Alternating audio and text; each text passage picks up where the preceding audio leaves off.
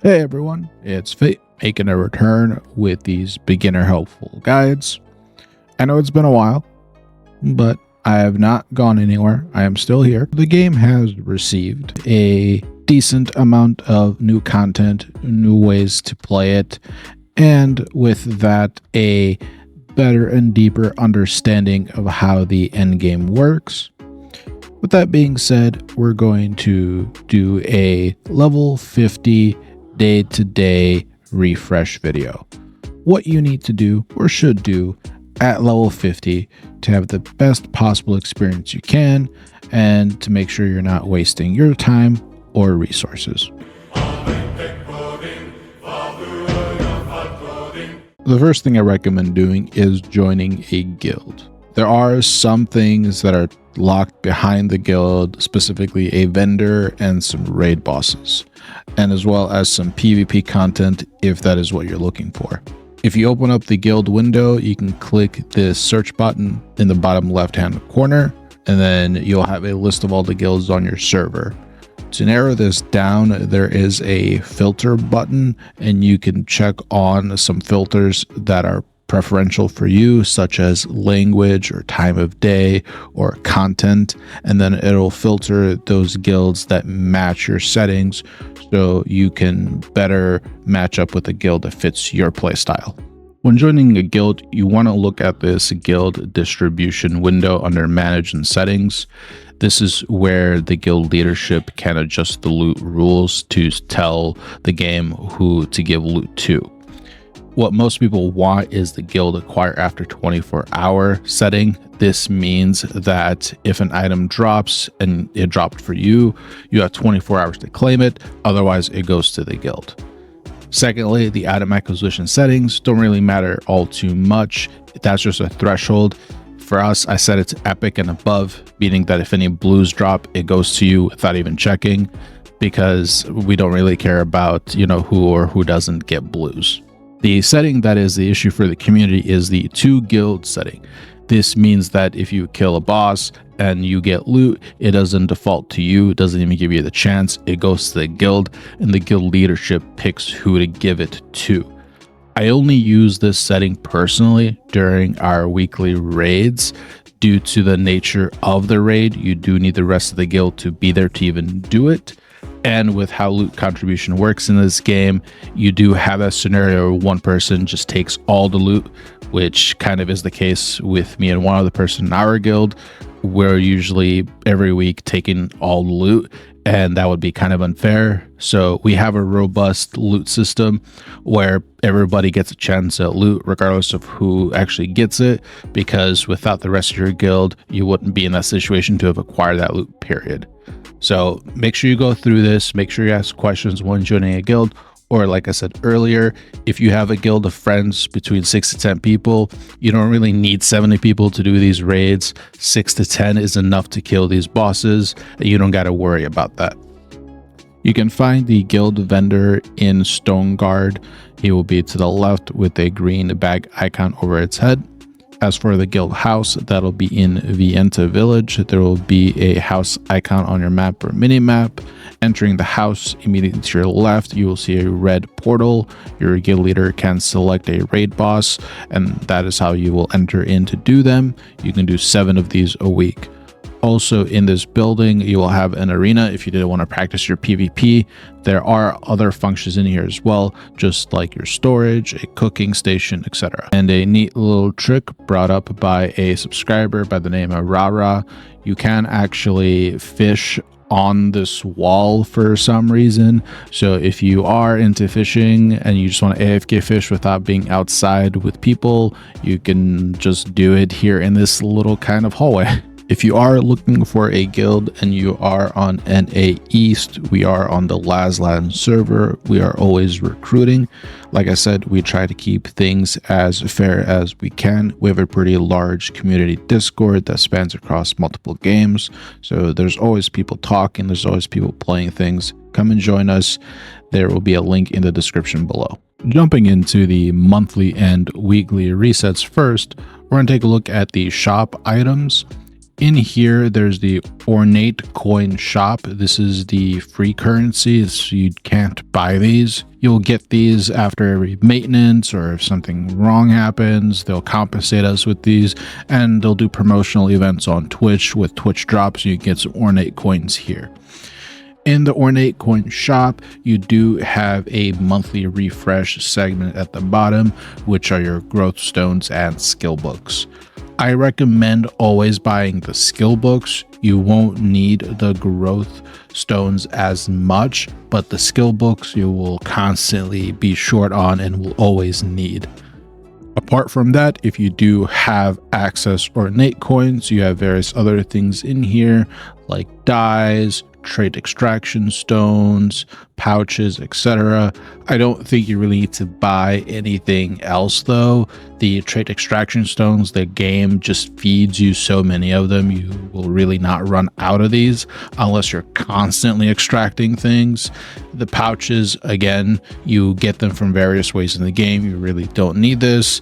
If you are a big person on the costumes, then buying the dyes through this system versus the Lucent system is a cheaper route to go if you wanted to go this route too. In that same menu, we can access the weekly mission board. Every week this will reset and you'll see a bunch of tiles with question marks on them and then a requirement to unlock it. As you complete these activities, these tiles will then glow, and when the week is actually over, you'll be able to click on each tile you completed and it will reveal a reward. You will then be able to select one of these rewards. Unfortunately, you don't get everything, you just get to pick one. Or if you don't like any of the rewards, you do have an or option at the bottom, and that option will always be the same. It'll always be trait unlock stones, but the amount you're rewarded will depend on how many of the tiles above you actually completed. It is recommended you complete at least the world and guild columns. Those are 3 missions in each of those. These 6 tiles have the chance to roll into the Band of Universal Power or the Belt of Bloodlust, which are highly sought after accessories. The co-op dungeon column will always give you rune chests if that is something that you're going for.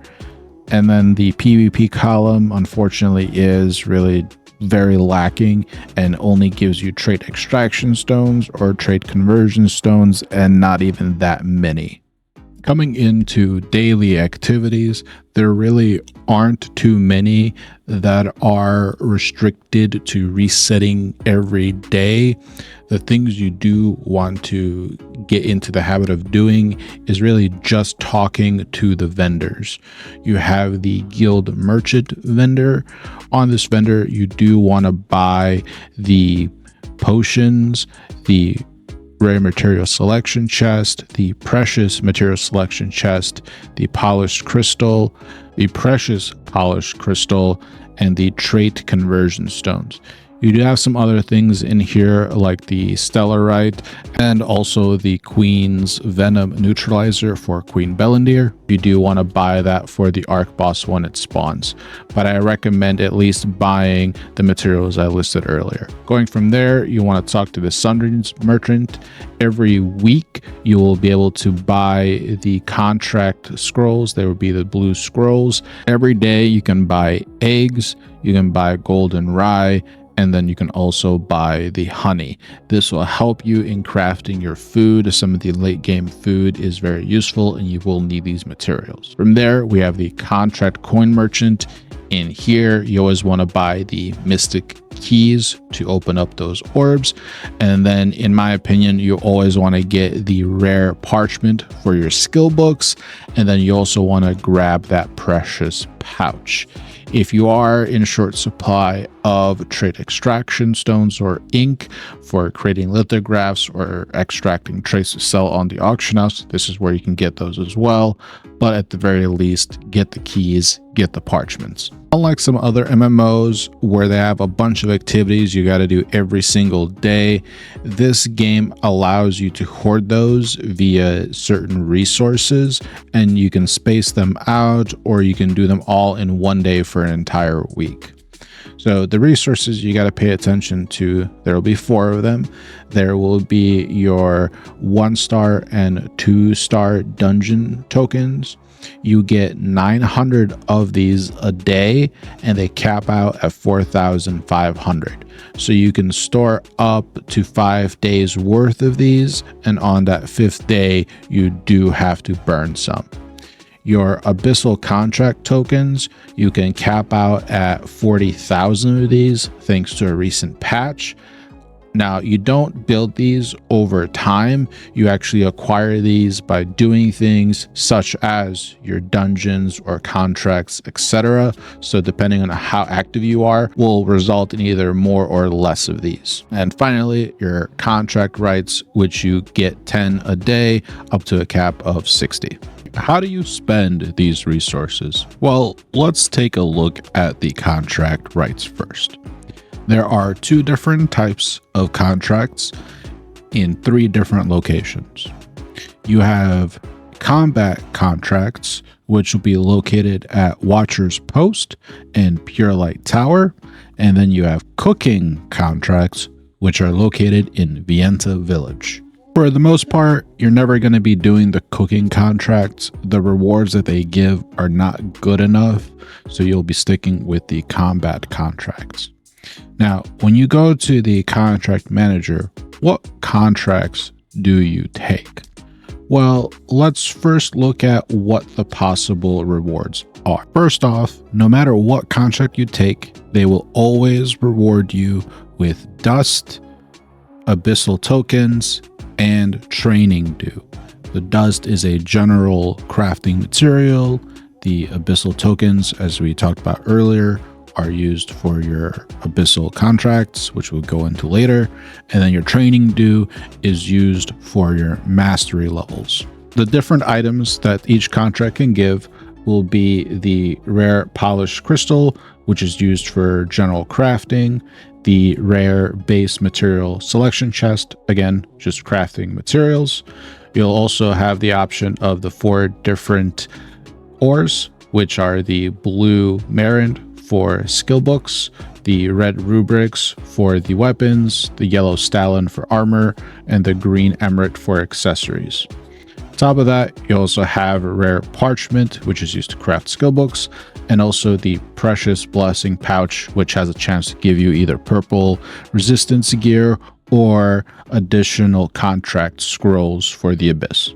In my personal opinion, the things you should be going for are going to be the rare parchments for skill books, the precious pouch, and the rare Marand, again, for skill book crafting. So the way I would do this is I would talk to the contract manager. If I see that I have a parchment on the screen, I'd go ahead and accept that contract. If I don't see any other parchments on there, or if I don't see a precious pouch on there, I would refresh and I would go for more parchments. If I do run into an instance where I have both parchment and a pouch on there, I would buy both. I wouldn't just refresh after the one purchase. Same goes if I have 3 parchments on there, I would buy all 3. Now, if you run into a case where you don't have any parchment, you don't have any pouches, and you only have the ores on there, like the Marand, then I would buy that as the 3rd option. Let's say that you don't have that either. At that point, I would list a priority for yourself to see what you would like next. Are you struggling with some of the crafting materials? Go for the selection. Are you struggling with maybe some of the other ores for like weapon core stones and stuff like that? Then I would grab those. I would always prioritize the parchment. The skills in this game are going to be what you're going to be lacking on a lot. It's also going to be what's going to prevent you from trying out multiple weapons and multiple builds. Moving on to Abyss tokens, there are 6 locations in total where you can use these tokens. You have Temple of Sylvaneth, Ant's Nest, Shadowed Crypt, Silas Abyss, Sanctum of Desire, and finally Sodoma Island. You don't have to actually spend these. The way it works is when you kill a monster in these locations, it will automatically consume some of your tokens to increase the drop rates of gear, random crafting items, gold, etc. Keep in mind though, at nighttime, all of these 6 locations turn into PvP. This also applies to if somebody uses the Blood Moon ability. With that being said, the Temple of Sylvaneth and the Silas Abyss are inaccessible during the night. The doors to go into them are closed. You can't get inside. Furthermore, during the nighttime, you cannot teleport to the Sodoma Island waypoint. You do have to swim from Daybreak Shores all the way to the island. As for Sanctum of Desire, that is only accessible when it rains. If you do want to be optimal with your Abyss token farming, it is recommended you hit up the 4 better ones, which are the Shadowed Crypt, Silas Abyss, Sanctum of Desire, and Sodoma Island. The remaining 2, Temple of Sylvaneth and Ant's Nest, are not that great if you are there to actually farm. However, if you do need to quickly burn through your tokens for whatever reason, those are fine options as they have lower leveled mobs that you can go through and 1-2 shot very quickly by yourself without needing a group. Coming over to the co-op dungeon menu, we have the 1-star and 2-star tokens. Once you open that menu up, on the left side, you'll see this kind of gate with a 1-star next to it, and then a gate with 2 stars. These will be your 1-star and 2-star dungeons. On the bottom right, you'll have an option for party matchmaking. If you scroll to the top, we can select random 1-star and random 2-star. These will reward us with additional rewards, so I would recommend doing random if you can. They are limited to 4 player premades, meaning you plus 3 other friends can do randoms and still benefit from the rewards. Let's do a quick recap of all of that. Try and join a guild or create a small guild for you and your friends.